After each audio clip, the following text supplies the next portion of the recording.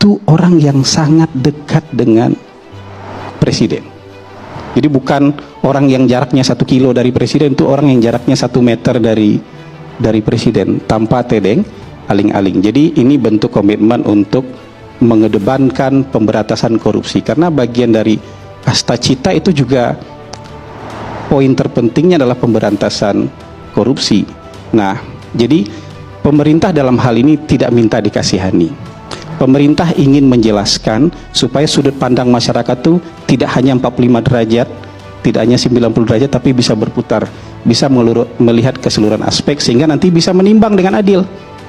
Kita tidak akan mendikte timbangannya akan seperti apa, tapi kalau kita sudah ajak memutar semuanya, saya yakin timbangannya meskipun versi masing-masing akan jauh lebih adil, kira-kira kayak gitu.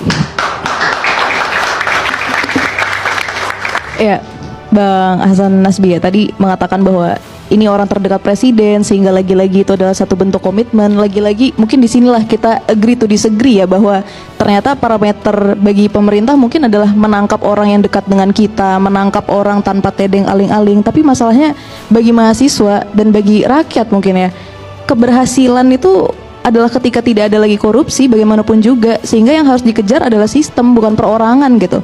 Karena dalam satu, ya mungkin nanti pakar tata negara bisa menambahkan juga ya di lain kesempatan, tapi dalam satu konsep bernegara kita tidak mengincar orang untuk membuat negara ini menjadi tidak ada lagi korupsinya gitu. Kita mengincar sistem, bagaimana kita bisa menerapkan satu sistem yang seminimal mungkin terjadi korupsi. Nah, ketika orang terdekat presiden saja sudah melakukan korupsi gitu ya, bisa melakukan korupsi padahal presidennya se-watchful itu nih. Jadi kalau kita ibaratkan tadi dari Bang Hasan Nasbi kan, Prabowo ini sudah sangat mengawasi semuanya nih. Kalian semua jangan sampai korupsi. Tapi di sini aja ada yang korupsi, gimana yang di sana, jauh-jauh di sana. Jadi sebetulnya lagi-lagi menurut kita adanya korupsi dan ditangkap dan sebagainya itu bukan bukti keberhasilan, Bang. Tapi itu adalah bukti bahwa sistem yang dibentuk itu masih gagal untuk menghindarkan kita dari kerugian korupsi gitu. Baik, pemerintah harus menanggapi, tapi yang kami salut sengaja di segmen awal ini kami mempertemukan antara mahasiswa dan pemerintah, artinya sebenarnya dialog itu bisa terjadi. Meskipun perbedaan pandangannya sangat curam, tapi saling mendengarkan satu sama lain patut kita apresiasi bersama teman-teman mahasiswa ya. Narasumber lain akan kami libatkan.